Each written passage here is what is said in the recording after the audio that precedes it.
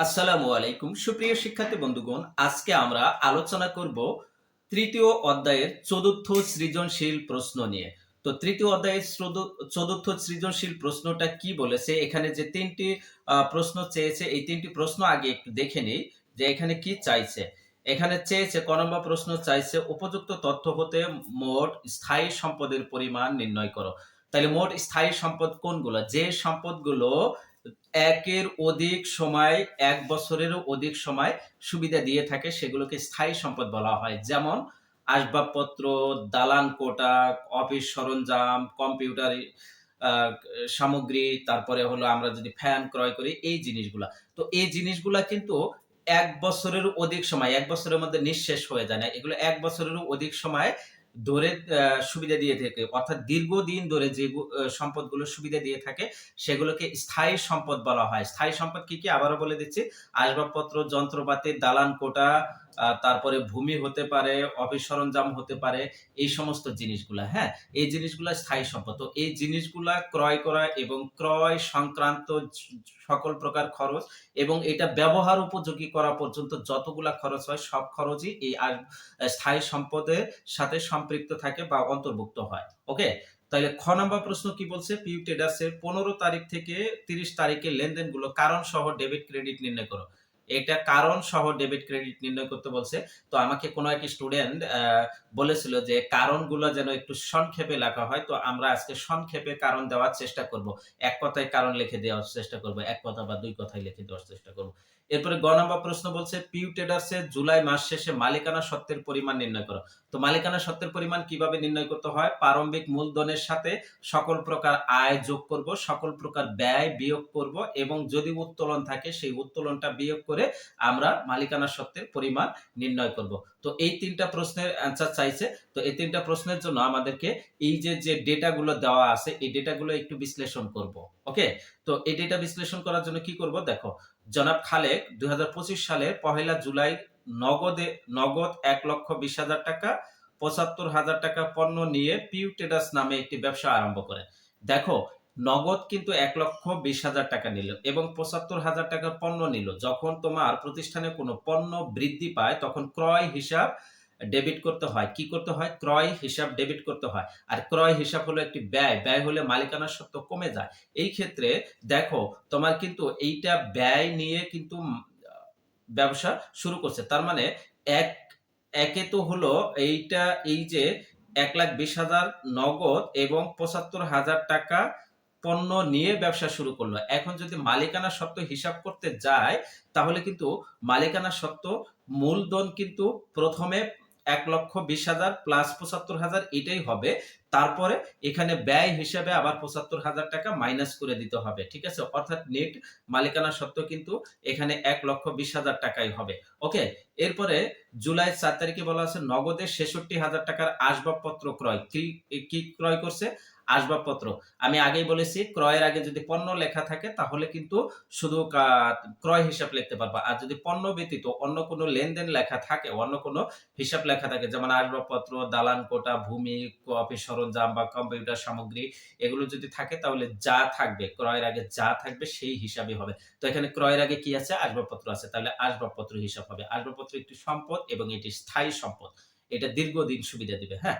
তাহলে এই স্থায়ী সম্পদ বৃদ্ধি পেয়েছে ৬৬,০০০ টাকা এবং এই ৬৬,০০০ টাকা আবার নগদে কমে গেছে। ঠিক আছে? নগদ আরেকটি সম্পদ, এটি চলতি সম্পদ। এই নগদে ৬৬,০০০ টাকা কমে যাওয়ার কারণে নগদ একটি সম্পদ কমে গেছে, আরেকটি সম্পদ বৃদ্ধি পাইছে। তো সম্পদ বৃদ্ধি পাইলে ডেবিট হয়, সম্পদ হ্রাস পাইলে ক্রেডিট হয়। এখানে আসবাবপত্র বৃদ্ধি পাইছে তাহলে ডেবিট এবং নগদ হ্রাস পাইছে তাহলে ক্রেডিট। ওকে, জুলাইয়ের ১২ তারিখে নগদে ৩০,০০০ টাকার পণ্য ক্রয় করা হলো। এই ক্ষেত্রে ক্রয়ের আগে পণ্য লেখা আছে। তাইলে পণ্যের নামে হিসাব লেখা যাবে না। ঠিক আছে? পণ্য যদি ক্রয় করা হয় তখন ক্রয় হিসাবে লিখতে হবে। ঠিক আছে? পণ্য, চেক এগুলোর নামে হিসাব লেখা যায় না। তাহলে চেক থাকলে ব্যাংক হিসাব লিখতে হয়, পণ্য থাকলে ক্রয় হিসাব লিখতে হয় বা বিক্রয়ের সময় যদি পণ্য বিক্রয় করা হয় তাহলে বিক্রয় হিসাব লিখতে হয়। ঠিক আছে? পণ্য যা করা হবে, যদি ক্রয় করা হয় তাহলে ক্রয় হিসাব, বিক্রয় করা হলে বিক্রয় হিসাব লিখতে হয়। ঠিক আছে? তাহলে পণ্য ক্রয় করেছি 30,000 টাকা, তাহলে 30,000 টাকা ব্যয় বৃদ্ধি পেয়েছে, ব্যয় বৃদ্ধি পেলে ডেবিট হবে এবং অপরদিকে নগদ 30,000 টাকা কমে গেছে, নগদ একটা সম্পদ, সম্পদ কমে গেলে ক্রেডিট হয়। ওকে, জুলাইয়ের 15 তারিখে বলা আছে জুলাই 4 তারিখে ক্রয়কৃত আসবাবপত্র আনার জন্য পরিবহন খরচ প্রদান করা হলো 4,000 টাকা। এই যে 4 তারিখে যে 66,000 টাকার একটি আসবাবপত্র ক্রয় করেছি, এটার জন্য গাড়ি ভাড়া দেওয়া লাগছে 4,000 টাকা। তো আমি বলেছি কোন স্থায়ী সম্পদ ক্রয় করে সেটা ব্যবসা প্রতিষ্ঠানে এনে ব্যবহার উপযোগী করা পর্যন্ত সকল প্রকার আহ, খরচগুলো ওই সম্পদের সাথে সম্পৃক্ত হবে। ঠিক আছে, তার মানে আসবাবপত্র ক্রয় করেছো এবং আসবাবপত্র ক্রয় করে পরিবহন খরচ প্রদান করেছো, সেটাও এই আসবাবপত্রের সাথে যাবে। তার মানে এটা আসবাবপত্র হিসাবের সাথে যোগ হয়ে যাবে এবং এই 4,000 টাকা পরিবহন খরচ হিসেবে খরচ হবে না, এটা আসবাবপত্র হিসাবে লিখতে হবে, আসবাবপত্র হিসাব করতে হবে এবং নগদ টাকা চলে গেছে, নগদান হিসাব লিখতে হবে। ঠিক আছে, জুলাইয়ের 20 তারিখে বলা আছে ব্যবসায় প্রয়োজনীয় মণিহারি ক্রয় করে নগদ 8,000 টাকা প্রদান করা হলো। তাহলে মণিহারি ক্রয় করেছে, তাহলে মণিহারি একটি ব্যয়। হ্যাঁ, মণিহারি একটি ব্যয়, মণিহারি ক্রয় করেছে, তাহলে ব্যয় বৃদ্ধি পেয়েছে এবং নগদ হ্রাস পেয়েছে 8,000 টাকা। তাইলে ব্যয় বৃদ্ধি পেলে ডেবিট, নগদ যেহেতু সম্পদ, সম্পদ হ্রাস পেলে ক্রেডিট হবে। জুলাই 25 তারিখে বলা আছে চেক দ্বারা বিক্রয় করা হয়েছে 80,000 টাকা। তাহলে চেক দিয়ে বিক্রয় করেছো 80,000 টাকা, তাহলে চেকের বিনিময়ে যখন বিক্রয় করা হবে, চেক পাইলে সে ব্যাংকে টাকা বাড়ে। ঠিক আছে, তাহলে ব্যাংকে টাকা বাড়ছে, ব্যাংক একটা সম্পদ, এটা সম্পদ যখন বৃদ্ধি পায় তখন ডেবিট হয়, আর বিক্রয় হলো আয়, আয় বৃদ্ধি পেলে ক্রেডিট হবে। তাহলে ব্যাংক হিসাব ডেবিট, এখানে বিক্রয় হিসাব ক্রেডিট হবে। মালিক কর্তৃক উত্তোলন, উত্তোলন সবসময় ডেবিট করবা এবং যা উত্তোলন করবে সেটাকে ক্রেডিট করবা। নগদ টাকা উত্তোলন করলে নগদান হিসাব ক্রেডিট, পণ্য উত্তোলন করলে ক্রয় হিসাব ক্রেডিট করতে হবে এবং ব্যাংক থেকে উত্তোলন করলে ব্যাংক হিসাব ক্রেডিট করতে হবে। হ্যাঁ, তাহলে এখানে বলেছে এটা কোনো কিছু উল্লেখ নাই, তার মানে নগদ টাকায় উত্তোলন করেছে, তাইলে উত্তোলন হিসাব ডেবিট, নগদান হিসাব ক্রেডিট করব। হ্যাঁ, তাহলে এই গেল ডেটাগুলো আমরা বিশ্লেষণ করে ফেললাম। ক নম্বর প্রশ্নটার সমাধান করতে পারবো মোট স্থায়ী সম্পদের পরিমাণ। তো স্থায়ী সম্পদ একটাই পাইলাম, স্থায়ী সম্পদ জুলাই 4 তারিখে আসবাবপত্র ক্রয় করা হয়েছে, এটাই হলো স্থায়ী সম্পদ। বাট এই ক্রয় সংক্রান্ত আর একটু খরচ হয়েছে, পরিবহন খরচ দেওয়া হয়েছে 4,000 টাকা, এটা যোগ করে দিতে হবে। তাহলে এটা সমাধান কিভাবে করব দেখো, এটা সমাধান করব মোট স্থায়ী সম্পদের পরিমাণ নির্ণয়। এখানে 2025 জুলাই 4 তারিখে নগদে আসবাবপত্র ক্রয় 66,000 টাকা, আর জুলাই 15 তারিখে আসবাবপত্রের পরিবহন খরচ 4,000 টাকা, এই মোট 70,000 টাকা এখানে আমরা লিখে দেব। মোট স্থায়ী সম্পদ 70,000 টাকা চলে গেল। ঠিক আছে, এটা ক নম্বর প্রশ্নের সমাধান। খ নম্বর প্রশ্নটা কি বলেছিল? খ নম্বর প্রশ্ন বলেছে 15 থেকে 30 তারিখের লেনদেনগুলো ডেবিট ক্রেডিট কারণ সহ ব্যাখ্যা করো। তাইলে আমরা এখানে একদম 15 তারিখ থেকে শুরু করব। ওকে, তাইলে 15 তারিখ, প্রথমে 15 তারিখ কি বলা আছে? 4 তারিখে ক্রয়কৃত আসবাবপত্র আনার জন্য পরিবহন খরচ দেওয়া হয়েছে। তাইলে এটা আসবাবপত্র খরচের সাথে সম্পৃক্ত হবে, যেহেতু স্থায়ী সম্পদ ক্রয় করছে, তাইলে এর সাথে যুক্ত করতে হবে। তাইলে আসবাবপত্র হিসাব দিতে হবে এবং নগদ টাকা চলে গেছে, এই জন্য নগদান হিসাব দিতে হবে। তাইলে এটা কিভাবে দিব দেখো, এই যে 2025 সালের জুলাই 15 আসবাবপত্র হিসাব ডেবিট, নগদান হিসাব ক্রেডিট 4,000 টাকা দিব। আসবাবপত্র কি? সম্পদ, সম্পদ এখানে বৃদ্ধি পাইছে, এই জন্য কারণ এখানে শুধুমাত্র সম্পদ বৃদ্ধি এতটুকু লিখে দিছি, এতটুকু লিখে দিলেই হবে। ঠিক আছে, এত পেছানোর দরকার নাই যে নগদে পরিবহন খরচ প্রদান করায়, আসবাবপত্রের পরিবহন খরচ প্রদান করায়, এখানে আসবাবপত্র হিসাব সম্পদ বৃদ্ধি পেয়েছে এবং এই টাকাটি নগদ অর্থ হ্রাস পাওয়ায় নগদান হিসাব সম্পদ হ্রাস পেয়েছে।